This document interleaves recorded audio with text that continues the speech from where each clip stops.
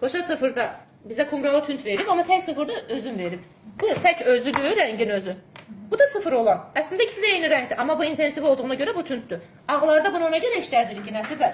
Ağlar çətin götürür. Ağlara bunu qoysaq örtməyəcək. Amma bununla qoyuruq ağları. Deməli, ağları işlədəndə qoşa sıfır işlədirik. Amma ağı yoxsa tək sıfır işlədirik. Konsiler batan yeri atmaq üçündür. Məsəl üçün, çöküş var burada, bax, çökən yerimiz var. Çökən yerləri yuxarı qaldırmaq üçün. Çünki bura bir damcı vur, bax, görsən orada quru yerin qalır. Ora qəşəng yedir.